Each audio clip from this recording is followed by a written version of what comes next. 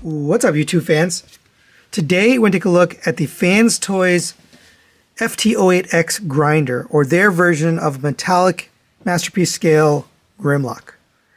So I got this from Dr. Diecast. He was willing to actually let me take a look at this, so I really appreciate that. This is a limited edition from way back in 2017. If you didn't get it then or in between, it's very hard to get a hold of now for a price that's not above $2,000. And it is limited edition, so here's the collector's card, which is sealed in here, but it says number 28. He got a really low number. So they're not going to reproduce these ever. These are limited edition. Anything that's numbered like this, they're not going to reproduce it. So I was happy when he agreed to allow me to take a look at it. Now, my original purpose for this was to do a comparison with the oversized KO that we recently looked at for MP-08, their version of Grimlock from Takara Tomy, but obviously KO'd. But they don't really compare all that well, so I am going to do a mini comparison at the end of this review. It'll be a very quick comparison. But really, we're just going to do a review of this guy, and then we'll do that at the end. So let's take a look at this guy. The paint job is phenomenal. You got this gold chrome paint. It's really brilliant. You have this metallic silver all throughout. This paint is pretty much the same. We'll bring in the other version of grinder just so you can see the difference. So here's the original, and you can see basically this is just gray plastic versus this is painted. You still have the blue and the metallic and translucent red and green, and still a little bit of gray paint there, but you can see all of the gray plastic has been replaced with this chrome paint. Here's the back. Same thing. All the paint is the same with exception to the gray plastic has been replaced with this silver. It really does look nice. We'll see more of this when we get to the dyno mode, but I just wanted you to see the difference here. So let's take a look at his articulation. The head is on a ball joint. He goes all the way around, side to side, and rotates around. Shoulders rotate on a ratchet all the way around, up to the side on a ratchet. Nice cover down piece here inside the shoulder. You have a rotation at the bicep. You have a double jointed elbow.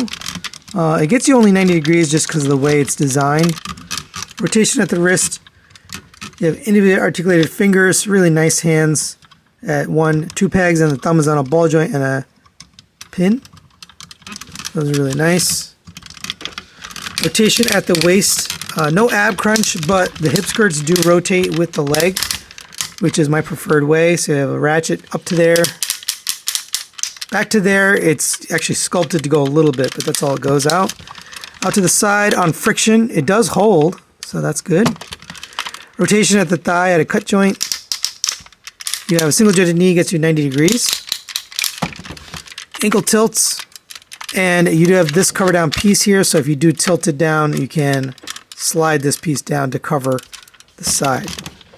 One of the better ankle tilts on any masterpiece scale Grimlock, just because they have a lot built in there.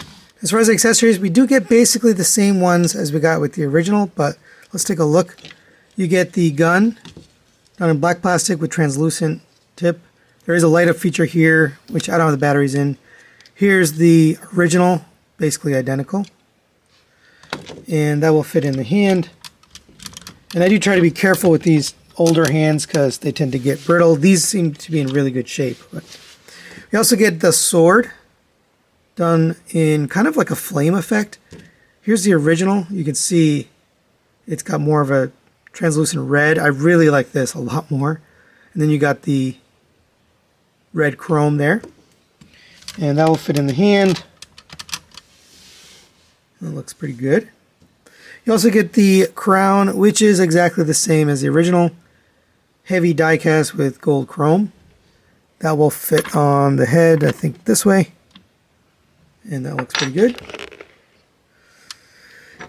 And the rest of the accessories you get are for other robots, but let's bring them in. You get this yelling face, which I believe is for Swoop. It's got a metallic finish to it with metallic blue eyes. Then you get these, which are for sever in dyno mode. And that's really it for accessories. And for a quick size comparison, there it is next to the Magic Square version of Optimus Prime, and fits in nicely. Taller, but not as tall as maybe Giga Power or the oversized KO, but big enough to pass as a Grimlock. All right, now let's get him transformed into his dyno mode. Since it is an older figure and I've done it on this channel before, I'm gonna get it transformed out camera. We'll be right back. And there he is in dyno mode, and absolutely awesome. I love how the paint stands out here. The tail is a little bit different, so instead of just a silver chrome, it's kind of got this bluish tint to it. Looks really nice. It is a fingerprint magnet, so you got to wipe it off. All the rest is the same other than the silver paint that I mentioned. No changes there. It does have the same articulation, but I'll just quickly go over.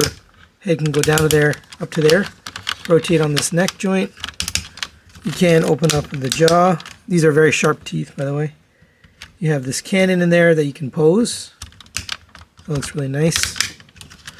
He does have the swap out gimmick, but I don't have the eyes here, so I'm not sure if it came with it or not.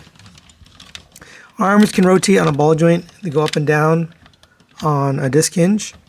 In and out movement on a hinge there. Wrists are on a ball joint. Each individual claw can move on a hinge.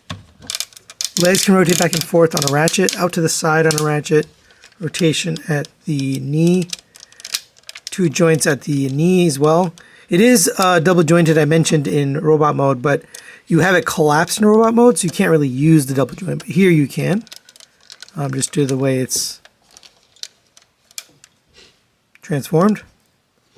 The toes can go up and down, and then the tail you can articulate at each individual hinge. I'm trying to purposely not to do too much because I do want to be careful. And for quick size comparison, there it is next to MP10 Optimus Prime. Looks really nice next to him. Nice scale. So final recommendations on the FansToys Metallic Grinder. I'm going to give this a 5 out of 5. This is an excellent version of Grimlock. I love the paint job. They did a really good job. I also really love this sword. The fire effect really stands out and makes it look special. Overall, nice tight joints, nice ratchets in the right places. I mean, it is the same as the original Grinder, but still, the paint just sets it apart. Now, getting a hold of this guy is a different story. One, it's very hard to find because it was limited edition, and 2, the price point has just shot up, so trying to get it is pretty tough. But either way, I still think is one of the best versions of Grimlock ever made. So that's it for today. Thanks for watching. We'll see you next time.